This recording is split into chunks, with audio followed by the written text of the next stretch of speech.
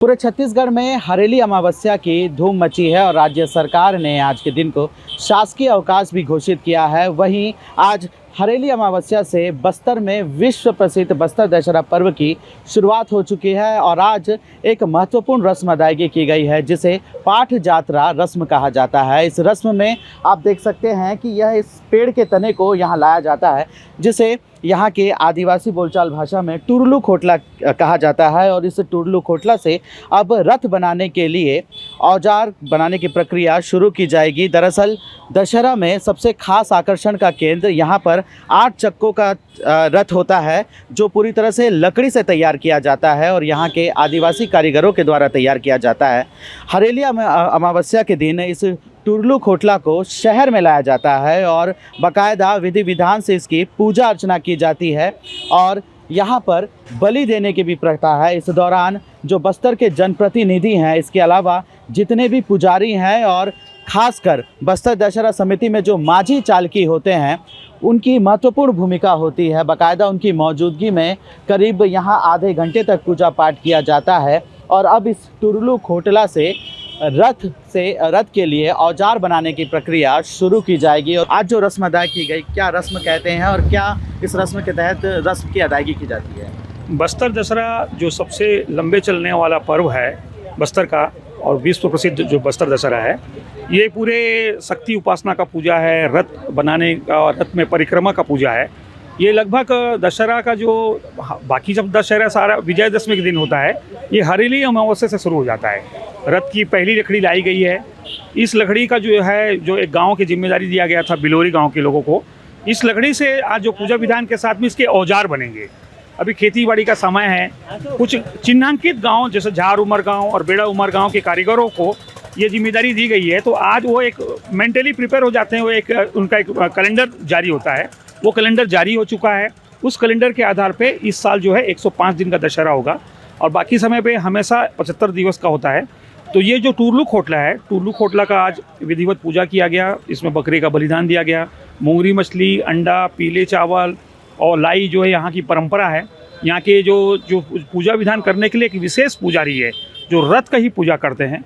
उसके साथ ही यहाँ पर जिला प्रशासन के लोग और साथ ही टेम्पल कमेटी के लोग भी यहाँ पर शामिल हुए। कई वर्षों पूर्व से रियासत काल जमाना में ये पर्व का शुरू किया गया था और हमारे हरेली अमावस्या के दिन जो दशहरा हमारे 75 दिन की बनने वाली दशहरा इस साल तो खैर 107 दिन की बनेगी, उसकी पूरे हमारे बस्तरवासी के देवी देवता माँ दंतेश्वरी सभी देवी देवताओं का आह्वान करते हुए किसी प्रकार का विघ्न बाधा ना आए, ये भावनाओं के साथ पूजा का महत्व रहता है। और आज से जो अपने रथ बनाने का काम भी शुरू होता है, तो सभी लोग मिलकर हम लोगों ने वहाँ निवेदन किया है कि सभी देवताओं को आह्वान किया है कि किस प्रकार विघ्न बाधा ना हो, अच्छा से दशहरा 107 दिन का निपटे। ये भावनाओं के साथ सभी लोग जिला प्रशासन हो चाहे सभी पूरे माजी मुखिया और रथ निर्माण करता पुजारियों के द्वारा भी एकत्रित हुए और आह्वान किए हैं। एक बहुत बड़ा महत्व रहता है। हर साल की तरह इस साल भी विश्व प्रसिद्ध बस्तर दशहरा का हरियाली अमावस्या के दिन आज आगाज़ हो चुकी है। पाठ जात्रा विधान के अंतर्गत आज मांझी चालकियों के द्वारा आज कार्यक्रम का विधिवत शुरुआत माननीय सभी जनप्रतिनिधिगण, माननीय सभी बस्तर के निवासियों के सामने आज शुरू किया गया है। इस साल जो है 107 दिन का बस्तर दशहरा का महोत्सव चालू रहेगा।